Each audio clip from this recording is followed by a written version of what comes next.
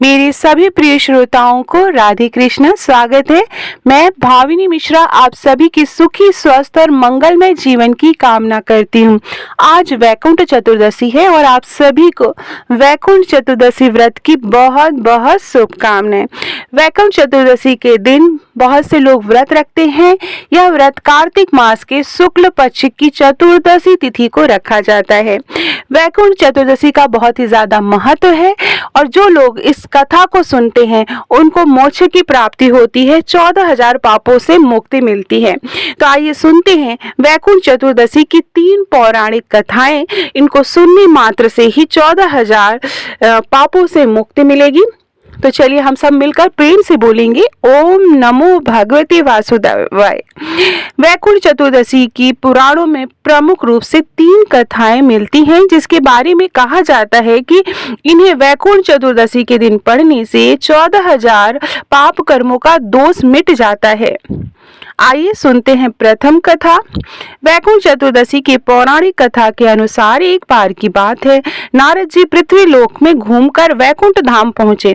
भगवान विष्णु उन्हें आदर पूर्वक बिठाते हैं और प्रसन्न होकर उनके आने का कारण पूछते हैं। नारद जी कहते हैं, हे प्रभु, आपने अपना नाम कृपा निधान रखा है, इससे आपके जो भी प्रिय भक्त हैं वही तर पाते हैं। जो सामान्य नर नारी हैं वह वंचित रह जाते हैं। इसलिए आप मुझे कोई ऐसा सरल मार्ग बताएं जिससे सामान्य भक्त भी आपकी भक्ति का कर मुक्ति पा सके।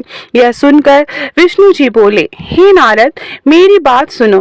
कार्तिक मास के शुक्ल पक्ष की चतुर्दशी को जो नर नारी व्रत का पालन करेंगे और श्रद्धा भक्ति से मेरी पूजा अर्चना करेंगे, उनके लिए स्वर्ग के द्वार साक्षात खुले रहेंगे। इसके बाद विष्णु जी जय विजय को बुलाते हैं और उन्हें कार्तिक चतुर्दशी को स्वर्ग के द्वार खुला रखने का आदेश देते हैं। भगवान विष्णु कहते हैं, इस दिन जो भी भक्त मेरा थोड़ा सा भी नाम लेकर पूजन करेगा वह वैकुंठ धाम को प्राप्त होगा।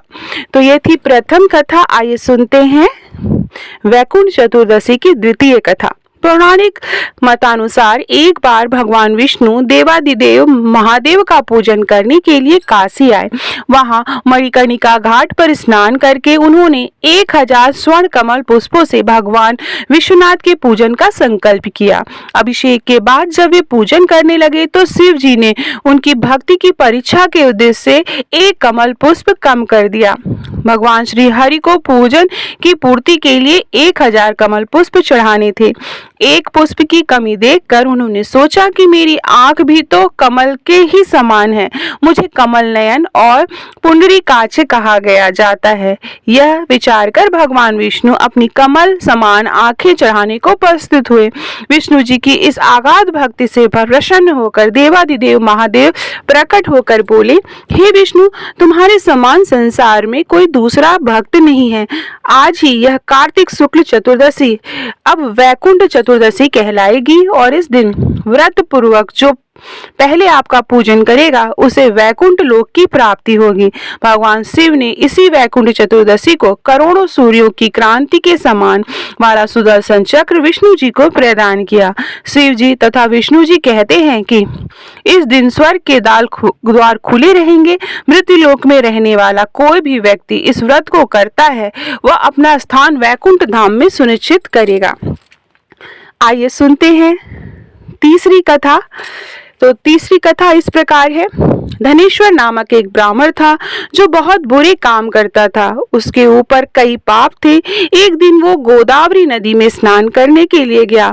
उस दिन वैकुंठ चतुर्दशी थी। कई भक्तजन उस दिन पूजा अर्चना कर गोदावरी घाट पर आए थे। उस भीड़ में धनेश्वर भी उन सभी के साथ था। इस प्रकार उन श्रद्धालुओं के स्पर्श के कारण धनेश्वर को भी पुण्य मिला। जब उसकी मृत्यु हुई तब उसे यमराज ले गए और नरक में भेज दिया। तब भगवान विष्णु ने कहा कि यह बहुत पापी है, पर इसने वैकुंठ चतुर्दशी के दिन गोदावरी नदी में स्नान किया और श्रद्धालुओं के पुण्य के कारण इसके सभी पाप नष्ट हो गए, इसलिए इसे वैकुंठ धाम मिलेगा। अतः धनेश्वर को वैकुंठ धाम की प्राप्ति हुई। तो इस प्रकार यह 3 कथाएं थी जो वैकुंठ चतुर्दशी के दिन अवश्य सुननी चाहिए। तो चलिए प्रेम से बोलेंगे ओम नमो भगवते वासुदेवाय। वीडियो पसंद आए तो ज्यादा से ज्यादा शेयर करिएगा।